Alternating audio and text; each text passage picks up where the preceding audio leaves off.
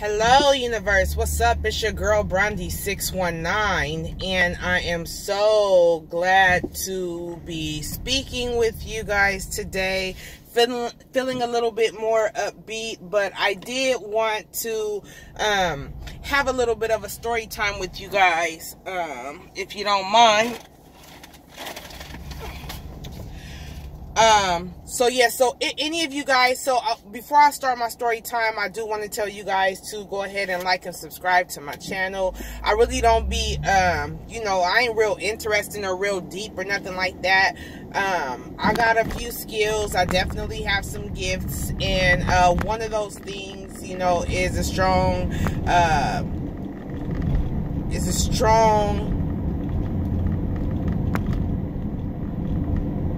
sixth sense, or what we would call spirit of discernment, or what we would call, some people could call it psychic. Maybe not psychic, but I just have like an innate knowing, you know what I mean? And sometimes when I offer my commentary or what I think, you know what I mean, I can be being pulled to a particular energy, and that energy will come up as a very strong feeling, in my solar plexus, and it causes me to need to have to say something about it or to share what I'm thinking, just to let that energy go, you know what I mean? Just to loose that energy so that it's not weighing or draining me. So anyway, with that being said, yesterday, if you guys happen to watch my video yesterday, I did tell you guys, I was talking about the forensics and things like that in the little Maleahdavis case, right? And talking about, conviction or not even conviction, but whether or not they would be able to prove that she was killed or whether she just simply died. And I also said at the end of that video, that God does not sleep and God does not slumber. And that, energy, basically what I was saying is that energy never dies, okay? It's just transformed, and a lot of times that energy that goes out will come back around full circle at some point. What point that is, a lot of times we don't know, but it does come back around. And sometimes it'll come back around and bite you in the butt, depending on what the kind of energy it was that you put out there. You understand what I'm saying or where I'm going with this? So, I wanted to share with you guys a little bit of a story, a little bit of background on me. And it's kind of indirect background, but yet and still it is background. So, I have... my son's father, we, grew up together. We were young parents, and we had a baby. I was pregnant at 17. I had my son when I was 18.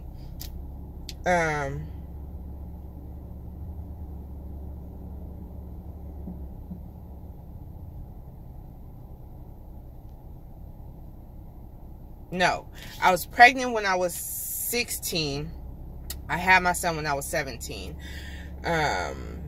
Graduated with honors from a regular high school. And at this time, the school allowed you to bring your child with you if you had a baby, and the baby would stay in the infant lab, and that was also considered a class for us. And then, whoever else, it was like an elective for other people too, so they would come and, care for the babies that were there, while the teen parents would still be able to continue to go to school, and get their education and also graduate. So I graduated with honors.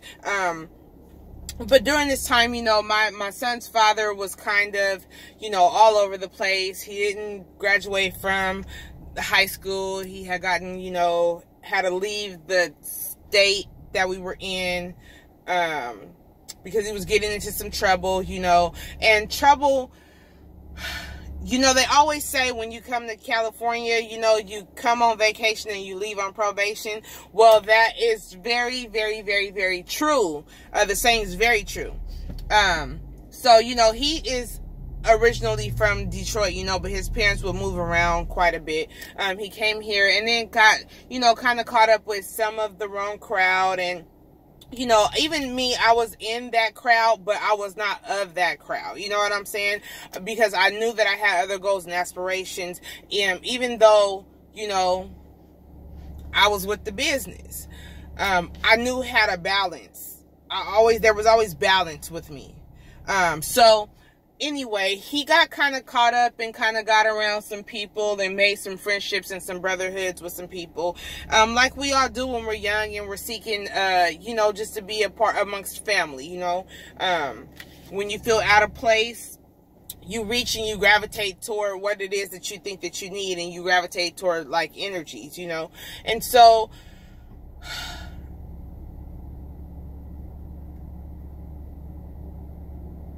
you know, just living and learning. As he got a little older,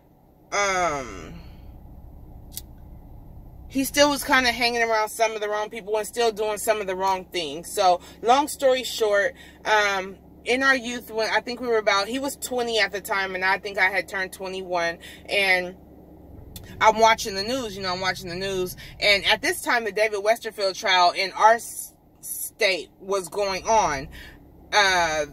There was a little girl who had been kidnapped and murdered, and they had this man on trial, and the man happened to be like a neighbor of the parents in this nice upper scale community. And, you know, the parents, they were saying, were some swingers and some extra stuff, and that this man kidnapped the little girl and ended up killing her, and X, Y, and Z. So I used to wait for my son's father to come home so we could watch this trial.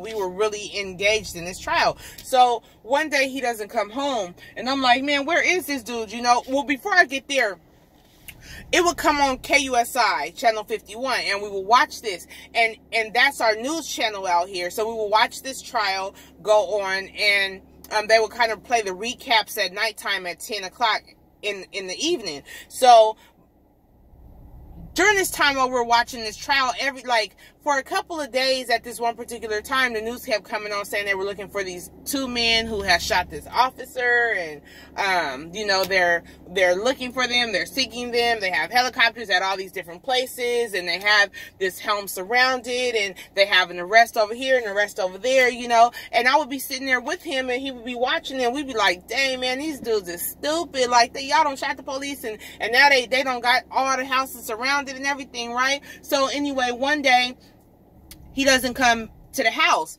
and so I'm like waiting. Now it's like 10, 10:30, 10:45. He not calling. I'm calling him. He not answering. Nothing, right? So I'm like, I'm mad now, because I'm like, man, you know, first of all, it's late. Where are you, and what are you doing? And now you're making me miss the David Westerfield trial because I'm trying to figure out what's going on with you. So I'm like, my dog at this time, I had a pit bull, and at this time I had to let her out to go use the restroom, right? Well, I felt like she needed to use the restroom because she was like at the door like whining, and she seemed like anxious, right?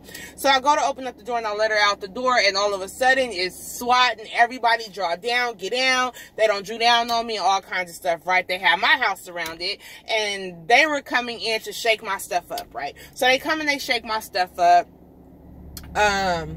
They don't find nothing, but they shake the hell out of my house, okay? Cereal, and then once they shook it up, they didn't even put the shit back, okay? I had to clean all that up. But in the midst of them doing that with their warrant, all that other kind of stuff, and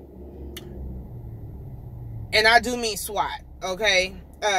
Because I think that they thought, I don't know if they thought I was, whatever. But they were up in there like swimwear, so my phone rings, and they let me answer the phone, right? And it's the baby dad. He telling me he locked up and da-da-da-da. So, long story short, he goes to prison. He gets convicted. They give him 16 with 85. He's 20 years old. My son turned 18, at this time, I think my son was about 4 years old. 4 years old. Well, my son turned 18. He's about to be 21 now. He just turned 21 2 days ago. But actually 3 days ago. But when my son turned 18 and was graduating from high school, his father had just been released from prison maybe a week and a half prior to my son graduating from high school. Okay. So he gets out. He moves away. He goes, he marries some girl, you know, some pen pal girl. And that's what they do. Let me let y'all, that's what they do, okay? Because they always be trying to get back with you, but when you tell them, nah, you know, I can't do that because that's like taking care of a kid and da-da-da-da, you know, they stay trying to hit your line, trying to get at you and all that kind of stuff. And you're like, no, I'm married now. I don't got time for that. Go on and find you somebody, you know, but they never ever mention that other person who they actually are talking to until the day they get out, because they still think that they got access with you. But when you really shut them down, like, no, you don't, then they go on ahead and they go to the one who they have been writing all this time and who they have been gassing up all this time. So he had met him some girl in there, some pen pal girl, and had her all gassed up. And so when he got out, he linked up with her because he couldn't link up with me. And she stayed in Arizona. So, you know, he didn't want to stay here in Cali and Dago on parole. So he decided to marry this girl so he would be able to move out of state. Now I'm giving y'all some game. I'm lacing y'all. That's just what it is. So he marries her, moves out of state, you know, and I'm all wishing him well, you know, do well, whatever. So he's out there for like the last 2 years or something like that. And then for my son's college graduation, because he just graduated from college, I said, hey, give your dad and his wife a ticket if they want to come to your college graduation. And he says, okay. But then I don't see his dad or the wife or any of his dad's family at the graduation. So I'm like, dang, you know, what's up, son? You know, how come they didn't come? I said, did you even offer him the ticket? You know, hold on, y'all. Okay, so I don't see them, right? So I asked him, I'm like, where, you know, did you even offer? And he's like, well, yeah, but right now my dad is incapable of, you know, he said something that to me was equivalent to saying he was locked up, but he did not say incarcerated. He didn't say he was locked up. He said something else. And I was like, you got to be kidding me, right? So he says, no, I'm not kidding you. I'm like, well, what is he? He's like, what do you mean? He's like, yeah, him and my uncle and this other guy, they all got arrested for some crime that happened a long time ago. I'm like, what? He said, yeah, some crime, some 18-year-old crime. 18-year-old crime. Okay. So I'm like, what? So, you know, I get doing my research, okay? I get doing my research and I come across an article. And I come across this article on every freaking news sector there is, okay, in California. Even the dang gay news, the gay news out here in San Diego, okay, had an article about it. 18-year-old crime, 18-year-old homicide. Police open up. They have arrested 3 individuals in connection to this 18-year-old homicide. One of those guys that they arrest is my son's father and his play brother and a friend of theirs. Okay, I read the article and it says something in regards to new DNA evidence. Okay, now I was just as shocked. Okay, I was just as shocked to read it, to see it with my eyes, but even more shocked when it said new DNA technology. What kind of new DNA technology? You understand what I'm saying? So I don't want to get into the specifics of the case, not until, you know, it all unfolds and it all unravels. But what I will say is this, like I was saying yesterday, the universe does not forget, you know. Some shit will come back and bite you in your ass. as things progress and as, you know, technology and science gets better and better and better and better and better and better and better, those things that you think that you cover up, those things that you think are in the past, those things that you think you have forgotten about and no longer exist because you don't recognize it as being so anymore, no, no, no.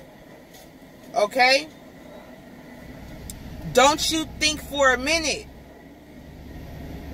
that you don't got away with something. And I do say that to say, just because we don't get a clear, we may not get a clear conviction today of something that we think to be so or that we would like, you know, even if the case goes cold or turns cold, because that was a cold case, an 18-year-old cold case, okay? Even if it dries up, there will be some people who will in turn open that case back up just to try to figure it out, especially when they come out with some new and improved, you know what I'm saying? When they come out with some new and improved technologies, you know what I'm saying? So I'm not giving up on this case. I'm not giving up on the Maleah case or anything like that. I'm just saying that, you know,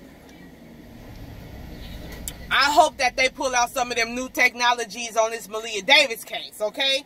On a case that's happening right now. But, you know, it can, and it does turn out like that a lot of times, you know what I'm saying? So we're not giving up hope, you know. Yesterday's video was really just it was just me thinking, you know. It was just me thinking about some things. And it eerily reminded me of the Casey and Kaylee Anthony case.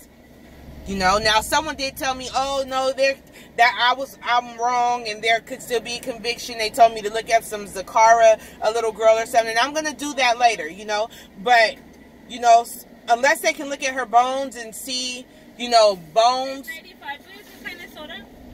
Squirt, please. Unless they can look at bones or she had a busted skull or something. You know what I'm saying? Or another side of busted skull. Hot sauce red. You know, broken bones, you know, something to that nature, or if she was poisoned where they could check the tissue and the blood samples and things like that, you know, this is going to be a tough one. And that's basically all I was saying. Thank you. 305. Thank you so much. You too. That's basically all I was saying. You know what I mean? But, you know, but just when you think, you know, that just when you think that it can't get any better, sometimes it does. You know what I'm saying? So we just gotta still, you know, keep hope alive. That's what we always want to do, especially for this baby, because she deserves it. And I do want to thank everybody that does watch my videos, and for some of y'all that got something to say about when I be eating, or I was picking my face, or I was doing, let me tell you something, I can do whatever I want to do, okay? When you get perfect, then you can make you a YouTube channel, and you can make you a video, and you can be as perfect as you want to on your video. But until that day comes, don't press me about what I'm doing. Okay? I'm human and I'm flawed. I am fully aware of that. So I don't need you to try to make me to be something that you want me to be. I'm only going to be me. Okay? Don't you forget it. And if you don't like it, you can go on ahead and kick rocks. I mean, dang. This is a huge world, okay? And it's an even bigger universe, okay? So, you know, you ain't going to rent no space in my head, and I damn sure ain't going to lose no sleep. Alright? So, and I ain't gonna call no names because you already know who you are, and I know you watching.